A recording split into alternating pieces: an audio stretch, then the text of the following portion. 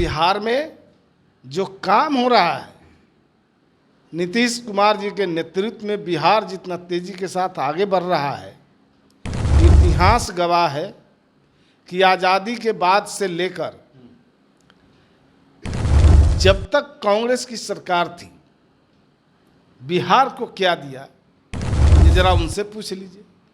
लेकिन आज बिहार को बड़े पैमाने पर केंद्र सरकार द्वारा बिहार सरकार को संसाधन दिए जा रहे हैं। हर क्षेत्रों में अच्छा काम हो रहा है, पैसे की दिक्कत नहीं है, और इसी का परिणाम है कि बिहार इतना तेजी के साथ आगे बढ़ रहा है। देश के प्रधानमंत्री 2 दिवसीय दौरे पर बिहार आए, सौगात भी दिया। 48,500 करोड़ रुपए का योजनाओं का शिलान्यास जो है शाहाबाद की धरती से की। लेकिन सबसे बड़ा सवाल विपक्ष कह रही है कि डालमिया नगर उद्योग का क्या हुआ, सुअरा हवाई अड्डे का क्या हुआ। जब सांसद और केंद्रीय मंत्री रहे उपेंद्र कुशवाहा ने डालमिया नगर उद्योग की बात की, लेकिन कोई कार्य नहीं किया। आज फिर से नरेंद्र मोदी पहुंचे, सौगात दिए, लेकिन न डालमिया नगर उद्योग पर कुछ बात किए, सुअरा हवाई अड्डे पर भी कुछ नहीं बात किए, और तो और रोजगार पर भी कुछ बात नहीं किए। इसी मुद्दे पे बात करेंगे। हमारे साथ मौजूद हैं जेडीयू के प्रदेश प्रवक्ता हिमराज राम जी। हिमराज जी, कैसे देखते हैं, आए न रोजगार पर बात किए, न पलायन पर बात किए, न डालमिया नगर उद्योग पर बात किए, बस ऑपरेशन सिंदूर पर बात किए, क्या कहेंगे? बिहार रोजगार देने वाला सबसे बड़ा राज्य बन गया है। भारत के अन्य राज्यों से की तुलना अगर करेंगे तो सबसे ज़्यादा रोजगार और सरकारी नौकरी देने वाला राज्य बन गया है। बड़े पैमाने पर लोगों को नौकरियां और रोजगार दी गई है।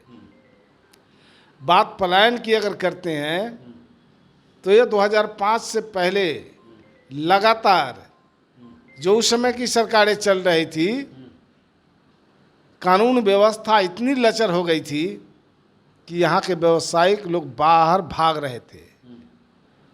और आज की हालत ये है कि व्यवसायी बाहर से यहाँ आ रहे हैं, निवेशक बिहार में आ रहे हैं, बड़े पैमाने पर निवेश कर रहे हैं, कल कारखानों भी खुल रहे हैं। और बिहार में जो काम हो रहा है, नीतीश कुमार जी के नेतृत्व में बिहार जितना तेजी के साथ आगे बढ़ रहा है, इतिहास गवाह है कि आज़ादी के बाद से लेकर जब तक कांग्रेस की सरकार थी, बिहार को क्या दिया ये जरा उनसे पूछ लीजिए। लेकिन आज बिहार को बड़े पैमाने पर केंद्र सरकार द्वारा बिहार सरकार को संसाधन दिए जा रहे हैं। हर क्षेत्रों में अच्छा काम हो रहा है, पैसे की दिक्कत नहीं है, और इसी का परिणाम है कि बिहार इतना तेजी के साथ आगे बढ़ रहा है।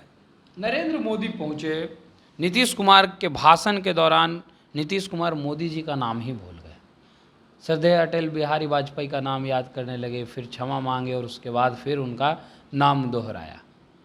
क्या लग रहा है जिस प्रकार से नीतीश कुमार का अब रवैया देखने को मिल रहा है, कभी शिक्षा विभाग के एसीएस के सर पर ही गमला रख दे रहे हैं, तो क्या लग रहा है कि एक मुख्यमंत्री जो है पूरी तरह से मानसिक रूप से मजबूत है, जैसा आरोप जो है विपक्ष के लोग लगा रहे हैं? देखिए, विपक्ष का काम है आरोप लगाना, चूँकि जन सरोकार से उन्हें कोई मतलब नहीं है। नीतीश कुमार जी मग्न हैं बिहार को आगे बढ़ाने के लिए, बिहार में अच्छा काम करने के लिए, और नमो नीतीश की जोड़ी जो बिहार में आज इतना बड़े पैमाने पर हर क्षेत्रों में एक बड़ा काम हुआ, और इसी का नतीजा है कि आज दुनिया के लोग नीतीश कुमार जी को ग्लोबल थिंकर और क्लाइमेट लीडर बता रहे हैं। लेकिन पहुँचे, पटना भी पहुँचे, रोड शो हुआ, रोड शो पूरी तरह से फ्लॉप रहा।